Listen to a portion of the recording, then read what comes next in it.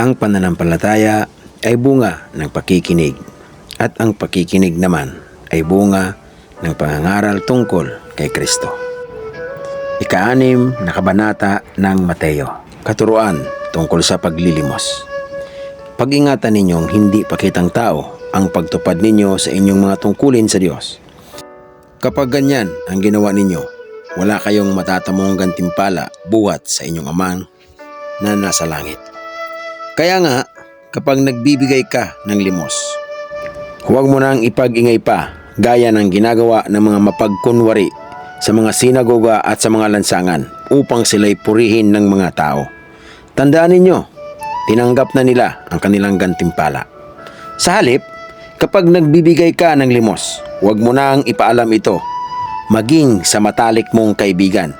Gawin mong lihim ang iyong pagbibigay ng limos at ang iyong Ama na nakakakita ng kabutihang ginawa mo ng lihim ang siyang magbibigay ng gantimpala sa iyo. Katuruan tungkol sa pananalangin. Kapag nananalangin kayo, huwag kayong tumulad sa mga mapagkunwari. Mahilig silang mananalangin na nakatayo sa mga sinagoga at sa mga kanto upang makita ng mga tao. Tandaan ninyo, tinanggap na nila ang kanilang gantimpala. Ngunit, kapag mananalangin ka, pumasok ka sa iyong silid at isara mo ang pinto. Saka ka manalangin sa iyong Ama na hindi mo nakikita. At ang iyong Ama na nakakakita ng ginagawa mo ng lihim ang siyang magbibigay sa iyo ng gantimpala. Sa pananalangin ninyo, huwag kayong gagamit ng maraming salitang walang kabuluhan gaya ng ginagawa ng mga hintil. Ang akala nila ay papakinggan sila ng Diyos dahil sa haba ng kanilang sinasabi. Huwag ninyo silang tutularan. Alam na ng inyong Amang na nasa langit ang inyong kailangan bago pa ninyo ito hingin sa Kanya. Ganito kayo mananalangin. Ama naming nasa langit, sambahin nawa ang iyong pangalan. Dumating nawa ang iyong kaharian. Masunod nawa ang iyong kalooban dito sa lupa tulad ng nasa langit. Bigyan mo kami ng aming pagkain sa araw-araw. At patawarin mo kami sa aming mga kasalanan tulad ng pagpapatawad namin sa mga nagkasala sa amin. At huwag mo kaming hayaang matukso kundi iligtas mo kami sa masama sapagkat iyo ang kaharian at ang kapangyarihan at ang kaluwalhatian magpakailanman. Amen. Sapagkat kung pinapatawad ninyo ang mga nagkakasala sa inyo, patatawarin din kayo ng inyong Amang na nasa langit. Ngunit kung hindi ninyo pinapatawad ang inyong kapwa, hindi rin patatawarin ng inyong Ama ang inyong mga kasalanan. Katuruan tungkol sa pag-aayuno. Kapag kayo nag-aayuno, huwag kayong magmukhang malungkot tulad ng mga mapagkunwari.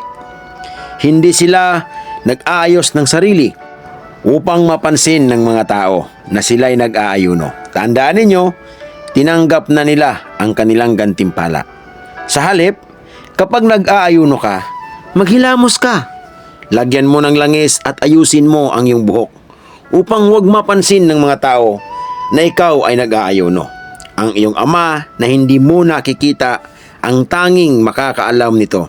Siya na nakakita ng ginagawa mo ng lihim ang siyang magbibigay ng gantimpala sa iyo. Ang kayamanan sa langit. Huwag kayong mag-impok ng mga kayamanan dito sa lupa. Dito'y may naninirang insekto at kalawang at may nakakapasok na magnanakaw. Sa halip, mag-impok kayo ng kayamanan sa langit. Do'y walang naninirang insekto at kalawang at walang nakakapasok na magnanakaw. Sapagkat kung saan naroon ang iyong kayamanan, naroroon din ang iyong puso. Ang ilaw ng katawan. Ang mga mata ang ilaw ng katawan. Kung malinaw ang iyong paningin, mapupuno ng liwanag ang iyong buong katawan. Ngunit, kung malabo ang iyong paningin, mapupuno ng kadiliman ang iyong buong katawan. At kung ang ilaw mo'y madilim, ikaw nga ay tunay na nasa kadiliman. Diyos o kayamanan. Walang aliping makakapaglingkod sa dalawang Panginoon sapagkat kapuputan niya ang isa at iibigin ang ikalawa. paglilingkuran ng tapat ng isa at hahamakin ang ikalawa. Hindi ninyo maaaring paglingkuran ng pareho ang Diyos at ang kayamanan. Kaya't sinasabi ko sa inyo, huwag kayong mabalisa tungkol sa inyong kakainin at sa inyong iinumin upang kayo'y mabuhay o kaya'y tungkol sa susuotin ng inyong katawan. Hindi ba't ang buhay ay higit na mahalaga kaysa pagkain at ang katawan kaysa sa damit? Masdan ninyo ang mga ibon. Hindi sila nagtatanim ni umani man o kaya'y nagtitipon sa kamalig. Ngunit, pinapakain sila ng inyong amang na nasa langit. Hindi ba't higit kayo'y mahalaga kaysa mga ibon? Sino sa inyo ang makapagpapahaba ng kanyang buhay ng kahit isang oras sa pamamagitan ng kanyang pagkabalisa? At bakit kayo nababalisa tungkol sa pananamit? Isipin ninyo kung paano tumutubo ang mga bulaklak sa parang. Hindi sila nagtatrabaho ni gumagawa ng damit.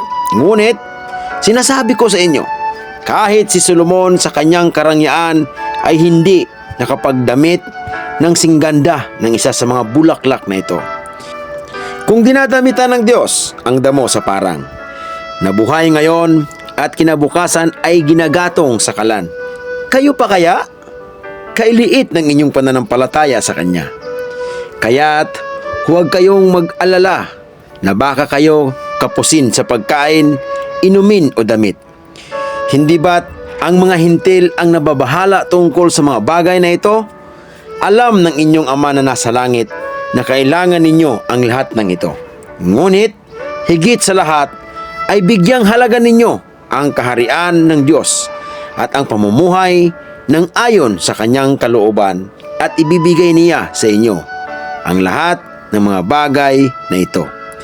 Kaya nga, huwag ninyong alalahanin ang bukas sapagkat ang bukas ang mag-aalala sa sarili niya. Sapat na ang iyong mga suliranin sa bawat araw.